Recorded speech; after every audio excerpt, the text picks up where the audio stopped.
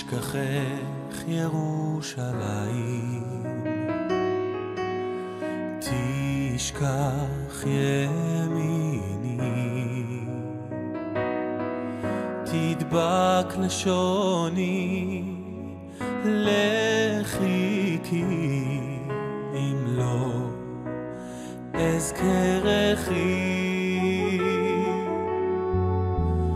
אם אשכחך ירושלים,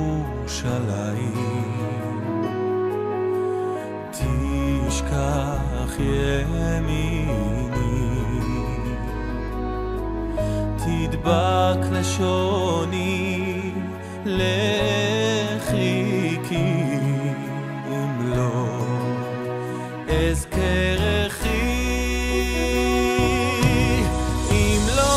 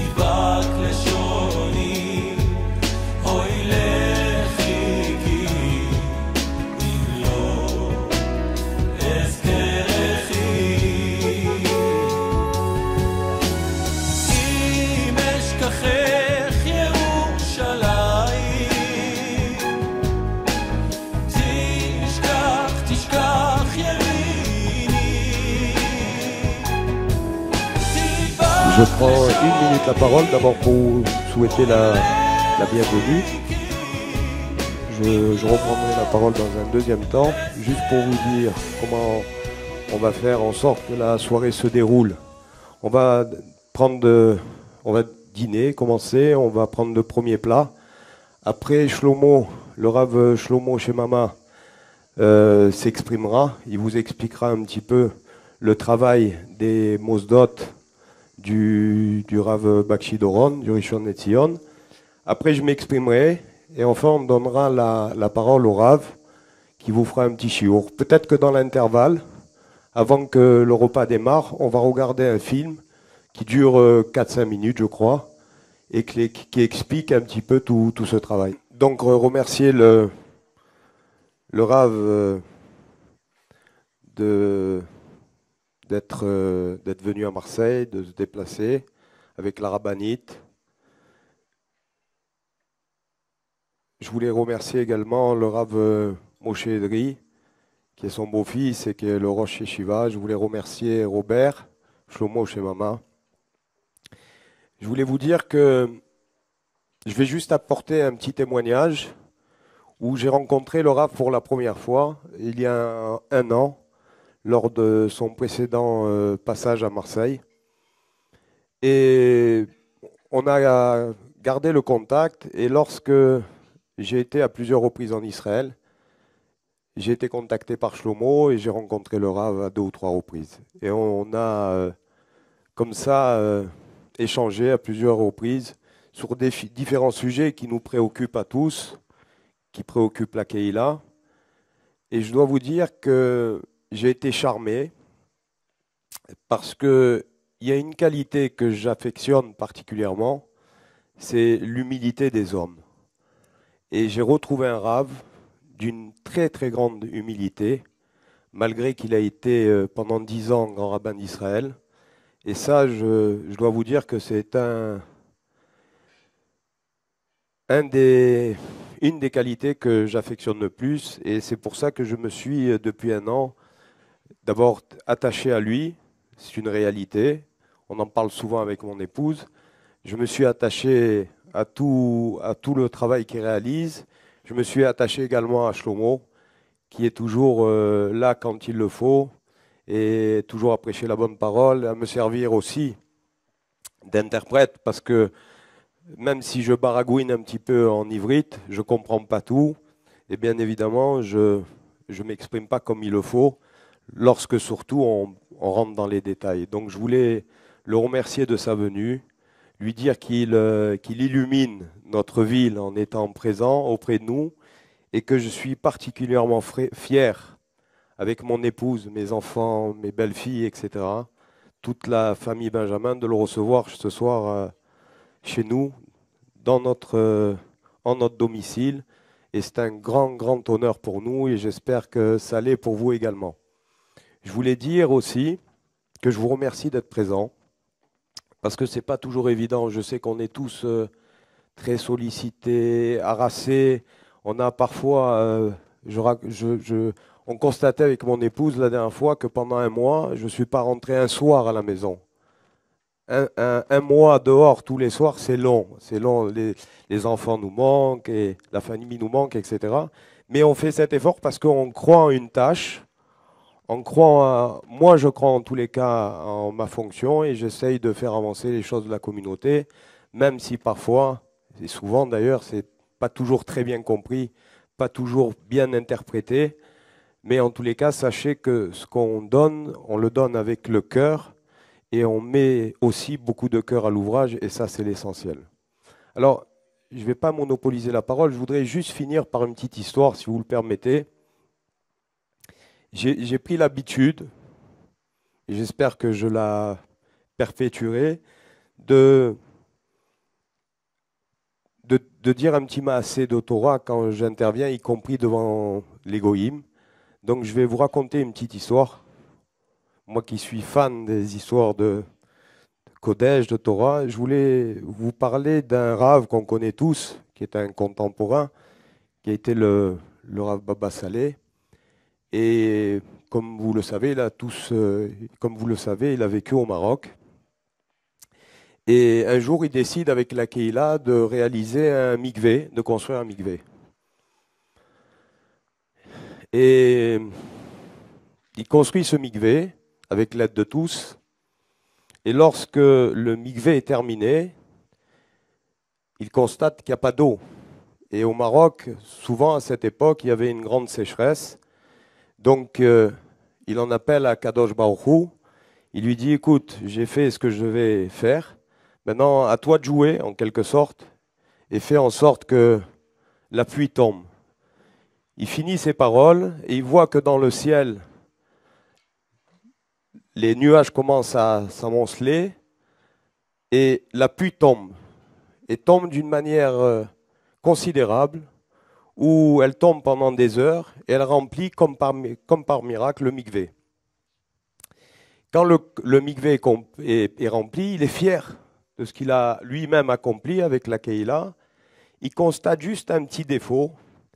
Il a respecté dans la construction de ce mikvé toutes les halachot, sauf une seule, celle du Bet Yehuda, un rave qui s'appelle Aryeh Yehuda, qui a vécu au XVIe siècle et qui vivait à Modène en Italie.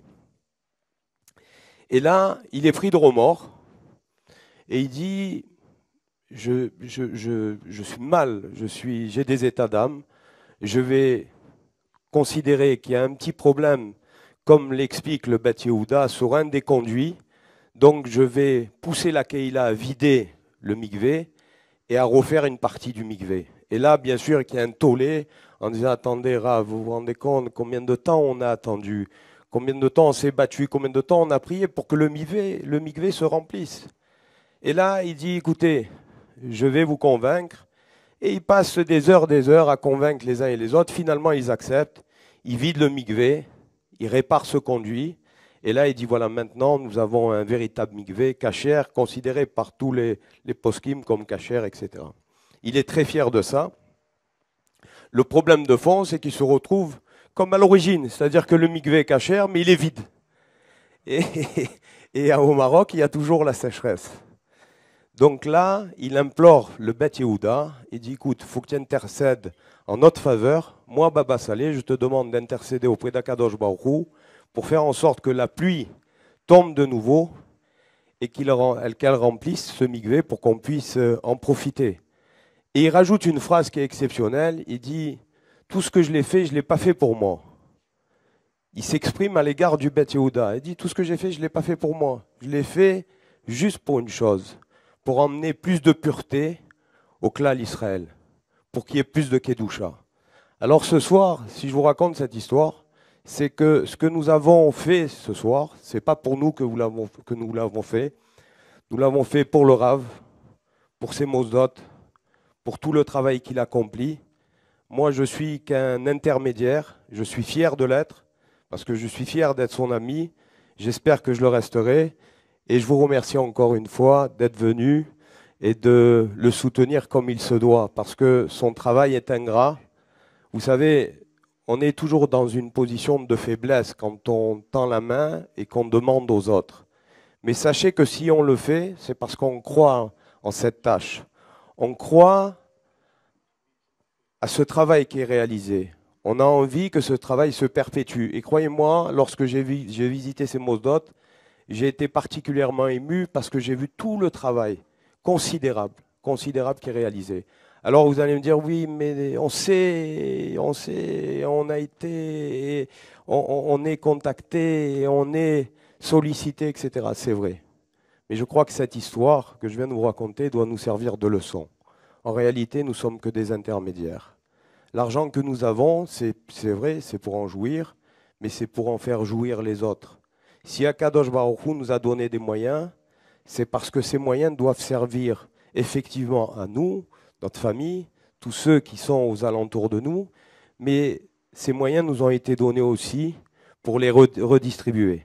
Et ce soir, j'en appelle à votre bon cœur, c'est de faire en sorte que le Rav reparte avec ce qu'il est venu chercher à Marseille, sur un plan matériel. Sur un plan spirituel, je sais que dès demain, je vous invite d'ailleurs à partir de 5h30 du matin à venir prier avec nous au Netz, à la synagogue KLC, Keilat les Shem Shamaim, rue 177 rue Paradis. Ça nous fera également plaisir. Et puis, je vais peut-être céder la parole à Shlomo qui va expliquer le pourquoi du comment de ce soir. Et en tous les cas, je vous remercie d'ores et déjà. Sachez que je suis fier d'être l'hôte de ce Gaon, du Rishon LeZion, de son épouse, de ses collaborateurs. Et je suis fier aussi d'être votre hôte, de vous recevoir ce soir, parce que je sais que je vais pouvoir compter sur vous. Voilà, merci.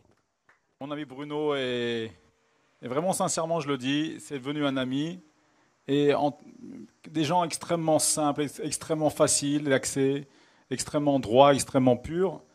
Bon, on ne peut pas tout dire parce qu'il est présent, mais en tout cas, voilà, c'est partagé, on s'apprécie énormément. Et tout ce que fait Bruno et tout ce que fait Madame Benjamin, ils l'ont fait vraiment d'une façon, les Shem Shamaim, je peux en témoigner. Ils l'ont fait vraiment d'une façon sans question, sans réflexion, dans un seul but, c'est d'aider le Rav. Voilà. Donc, on a eu la chance de côtoyer, de vivre les différents soucis de la Kila de Marseille. Je crois que Bruno a pris le pli de faire partager ses dossiers avec le Rav Bakshi Doron. Et le Rav a essayé, dans la mesure de son possible, d'intervenir et d'aider au travers des différents contacts en Israël pour faire avancer et solutionner les problèmes. Mais en tout cas, voilà, j'ai appris et j'ai connu Bruno, j'ai connu Madame également, Madame Benjamin. Et on les apprécie beaucoup, et encore plus ce soir, pour le travail qu'ils ont réalisé et la Karatatov qu'ils ont révélé envers le Rav.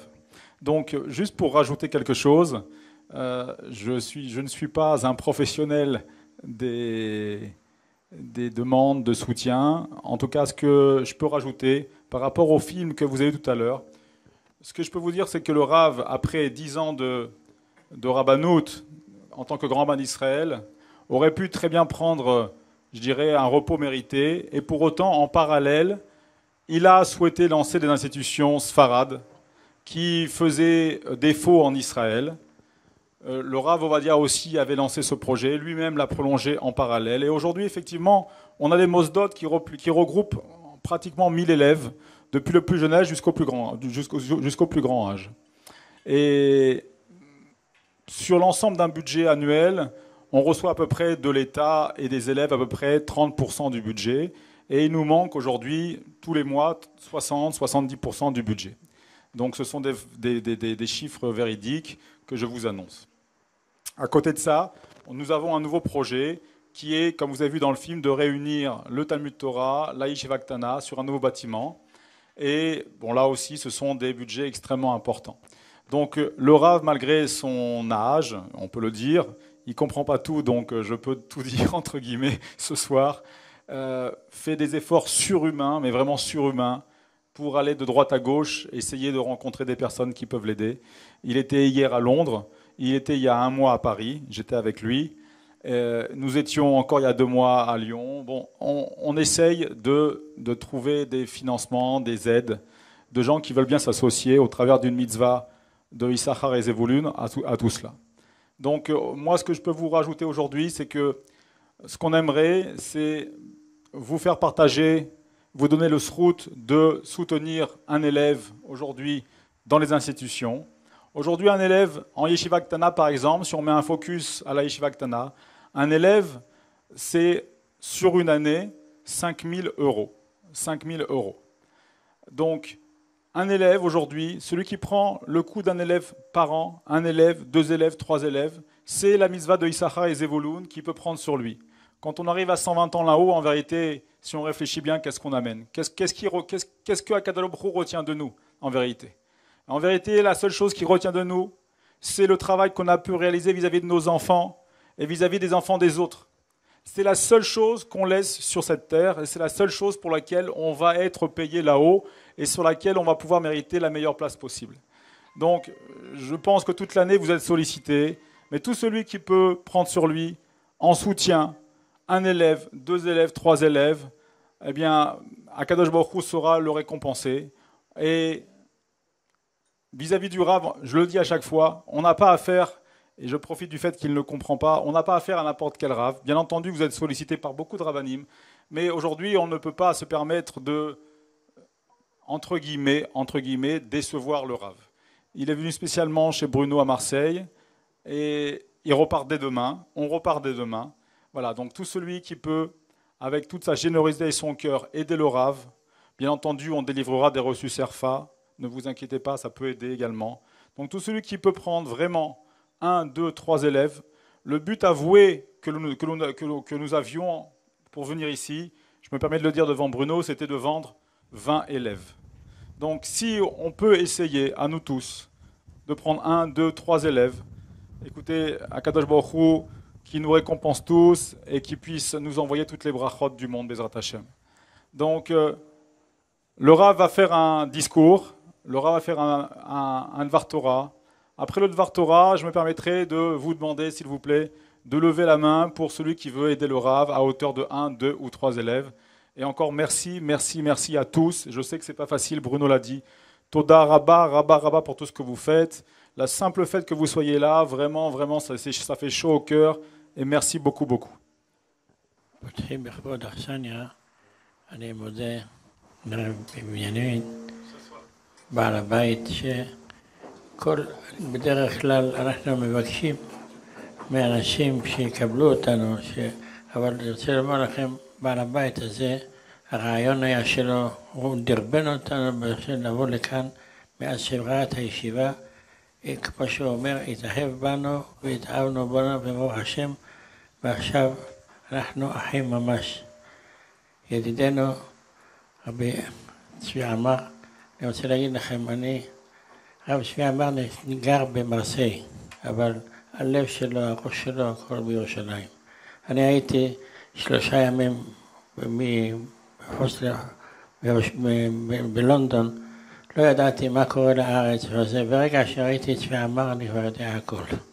הוא כבר יודע שברוך השם, הלב שלו בירושלים, כולו איש חסד, וכל הקהל הקדוש, ברוך השם שבאתם, תודה שבאתם, ואני שמח שבאתם, יהיה רצון שתזכה כולנו לראות בנחמת ציון, אמן. Le Rav vous avez tous compris, mais le Rav en résumé, a d'abord remercié le Balabaïd, Bruno, Benjamin, pour tout ce qu'il a pu faire. Il a remercié sa femme, qui en toute simplicité ont fait ce qu'ils ont fait, et ils ont fait beaucoup. Et il en remercie et il a souligné qu'aujourd'hui, le Rav définit Bruno et sa femme comme des frères. Donc, c'est pas une louange faible et Baruch Hashem, ils ont mérité d'avoir cette louange. Et le Rav a également remercié Tzvi Amar et sa femme de tout ce qu'ils font pour lui et de la hargasha, du sentiment qu'il a à chaque fois qu'il les voit. Le cœur de Tzvi est ici, mais surtout en Israël. אנחנו עכשיו בין המצרים, ולכן באמת גם אין כאן מוזיקה, אבל אנחנו בימים האלה צריכים לזכור דבר ראשון על בניין בית המקדש ואיך אנחנו מתקנים את זה. והתיקון אותו כדוע שבית שני נחרב באהוב שנאת חינם וצריך להיבנות באהבת חינם. וכמו שכתוב בסוף הפסוק, הצום הרביעי וצום החמישי וצום השביעי וצום העשירי יהפך לששון ושמחה, אבל בתנאי אחד, האמת והשלום יחבו. זה התפקיד שלנו בימים האלה, להתחזק יותר בתורה, בחסד, לאהוב אחד את השני, וירצו שיבנה בית המקדש במהרה בימינו. Le Rav a souligné que le tikkun qu'on a à faire pendant cette période de Ben Hametzarim est celui-ci, de la même façon qu'effectivement le Bet Hamikdash a été détruit par une haine gratuite, on se doit de développer l'amour gratuit. Et comme il est marqué dans le Passouk, vous devez aimer le chesed, la bonté et la paix. Et tout notre travail aujourd'hui, à nous tous, pour mériter la venue du troisième temple, c'est de multiplier cette bonté, cet amour, d'une façon complètement gratuite. On doit aimer son prochain d'une façon gratuite, sans calcul, sans intérêt, et c'est comme ça qu'on peut réparer la faute du premier et deuxième Beit Hamikdash. ברוך השם שאנחנו יושבים כאן ביחד בצורה מכובדת ויפה. נזכר טוב טוב בפסוק, הנה מה טוב ומה נעים, שבט אחים גם יחד. כולם מרגישים כאן כאחים, שבמרחק גיאוגרפי קשה, אבל ברוך השם, כולם מרגישים ביחד. אבל כדאי לשים לב טוב טוב, למה הכוונה, הנה מה טוב ומה נעים, שבט אחים גם יחד. מה זה אחים טובים? Le Rav veut faire un développement sur le pasuk Ine Matov Umanaim, Shevet Achim Gam Yachad, que vous connaissez tous. Et il veut définir, c'est quoi ce terme de Achim, de frère. גם שלמה המלך, בשיר השירים, שהעורף רוצה לאהוב את הקדוש ברוך הוא, אומר מי ייתנך כאח לי יונק שדי אמי. זאת אומרת, הוא רוצה להרגיש את הקרבה שלו לקדוש ברוך הוא כמו אח לי. אבל המדרש שואל, מי אמר שהאחים הם אוהבים אחד לשני? נראה בהיסטוריה, זה לא כך. למי הכוונה, הנה מה טוב ומנעים שבט אחים גם יחד? On voit dans un pasuk dans Shir HaShirim que, a priori, les frères s'apprécient, les frères s'aiment. Mais le Rav pose la question, en vérité, d'où on sait que les frères s'aiment? Puisque, en fait, historiquement, on voit que beaucoup de frères, en fait, ne se sont pas aimés. שואל המדרש, על מי כתוב שבט אחים גם יחד? נראה בהיסטוריה, שני האחים הראשונים, קין והבל, ויקום קין ויהרוג את הבל. הנה שני אחים. אולי תגיד, זה היו גויים עדיין, לא היו יהודים. אבל ניקח את היהודים הראשונים, האחים הראשונים, אברהם אבינו, שני הבנים שלו, ישמעאל ויצחק, וישמעאל ויצחק אחד שונא את השני. אחריהם האלה, יצחק, יעקב ועשיו, שני אחים מבטן, אבל ועשיו רוצה להרוג את עשיו. אז אם ככה, על מי נאמר? אנחנו לא מוצאים ששני אחים, כמה שהם אחים מאמא ומבטן אחד, אבל לא אוהבים אחד את השני, ההפך. Donc le Rav a illustré ça par le fait qu'effectivement on voit que les premiers frères, Avel et Caïn, se sont détestés et ça a abouti à ce que ça aboutit, le meurtre de l'un par l'autre. De la même façon, on voit que Yitzhak avait quelques soucis avec son frère, Ishmaël, et de la même façon, Yaakov et Esav. אולי נגיד, טוב, ישמעאל זה גם כן לא יהודי מלא, עשיו גם כן בן של זה, אבל אחר כך 12 שבטים, אלה שבטיה, אחר כך לא יכלו לבוא לשלום, והשנאו אותו והכל. אז אנחנו רואים שכל הזמן אחים זה לא דווקא אהבה ולא, אז אומר הפסוק, ברכה מדרש, מי ייתנך כאח לי? באיזה אחים הכתוב מדבר? הרי אחים בדרך כלל אנחנו חושבים שאחים זה כבר משהו ביולוגי. אם בבית אחד מאמא אחד, אז זה כבר יש אהבה ואחווה. זה אין דבר כזה. אבל באיזה כתוב אחים מדבר? מי ייתנך כאח לי? יונק שדי מי אלה שני אחים, בנימין ויוסף. בנימין ויוסף הם אחים ממש. למה הם אחים? בנימין ויוסף לא ראו אחד את השני 22 שנה. כתוב בגמרא שבנימין היה לו 10 בנים, את כל הבנים שלו מופע, כתב, נתן להם שמות של יוסף, וכל הזמן דאג על יוסף שאיננו. השני, מי זה השני האחים האחרים? מי תחד כאח לי יונק שאמצא אחר בחוץ ישקך. מי נשק את אחיו בחוץ? אהרון הכהן. אהרון, אחרי 60 שנה שמשה הלך ממנו. אמרנו הקדוש ברוך הוא שילך לראות אותו, ראה אחאב ושמח בליבו, אז כתוב וישקהו.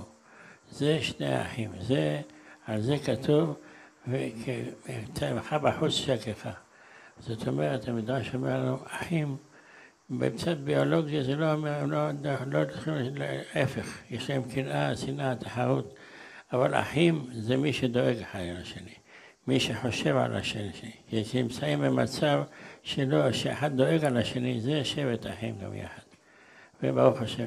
לכן זה, הישיבה הזאת זה שבט אחים גם יחד, אנשים שבאים כדי לדאוג לארץ ישראל, לעזור לתורה ואשריכם ישראל. En vérité, le Rav a dit que la notion de achim, de frère, n'a rien à voir avec une notion biologique, puisqu'on voit que malheureusement, même parmi les tribus, puisque Abraham et Yitzhak et après Yaakov, on pourrait dire que, encore une fois, Ishmaël ou Esav n'étaient pas forcément juifs. Mais même après, au niveau des 12 tribus, on parlait bien de juifs, et pour autant, il s'est passé ce qui s'est passé, notamment avec la vente de Yosef. Mais l'exemple, en vérité, l'exemple qu'on doit donner et qu'on doit prendre comme exemple, c'est l'exemple de Yosef et de Binyamin, c'est l'exemple de Moshe et Aaron, qui, à chaque instant de la vie, à tout instant de la vie, ont toujours pensé à l'honneur, au kavod, à l'amour de leurs frères. Et c'est ça l'amour qu'on doit avoir, c'est ça la notion de frère. La notion de frère, c'est de se reposer, de se soustraire, de se reculer et donner toujours de l'importance à l'autre. On va prendre par exemple l'exemple de Aaron et de Moshe. Moshe a toujours voulu donner le kavod à Aaron. Aaron a toujours voulu donner le kavod à Moshe. Et c'est pour ça que dans la Torah, c'est toujours marqué Moshe ve Aaron, Moshe ve Aaron, Aaron ve Moshe, Aaron ve Moshe. Pourquoi? Pour dire combien ils étaient équivalents dans l'amour qu'ils avaient, dans la réciprocité qu'ils avaient l'un avec l'autre. Et c'est ça la notion de Achim. Et le Rav dit ici que les gens qui sont venus ici, les gens qui l'ont accueilli, et les personnes qui l'ont accueilli, et vous-même qui êtes là, vous faites preuve d'une notion de Achim. ברוך השם, גבר עליי חסדו, תשאלו ברוך השם, זכינו לבנות ולעשות והכל, תשאלו אותי איך, אני גם לא יודע ולא יודע אף פעם, משתבח שם ולעד, הכל מהקדוש ברוך הוא.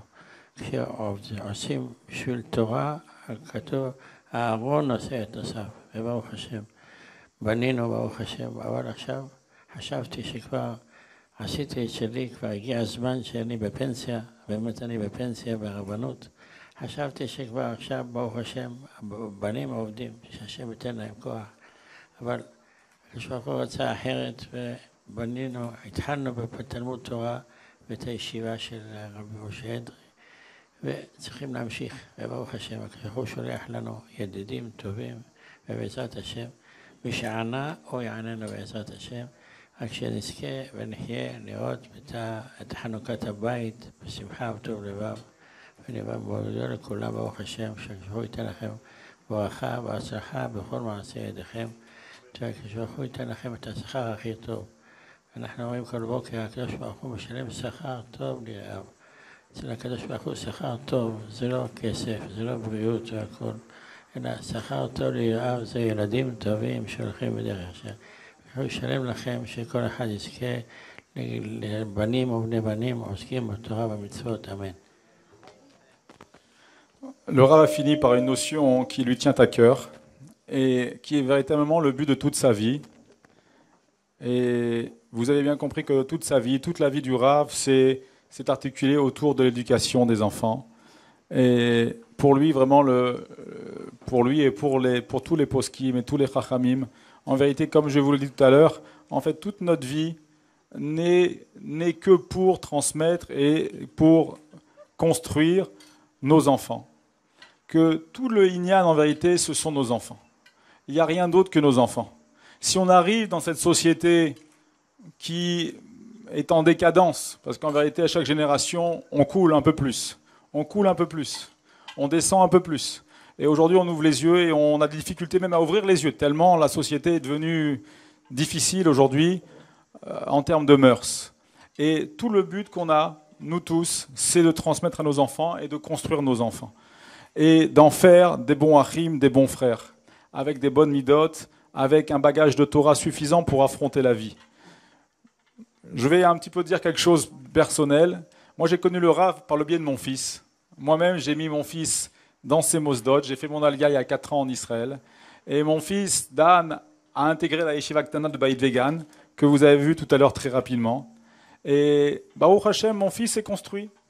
Mon fils est construit. Aujourd'hui, c'est un jeune homme de 19 ans qui a acquis un bagage de Torah, qui va utiliser, j'espère, toujours dans le bon sens, mais qui lui amène cette protection et que lui-même va transmettre à ses enfants. Et tout le reste n'est que ch'touillotte.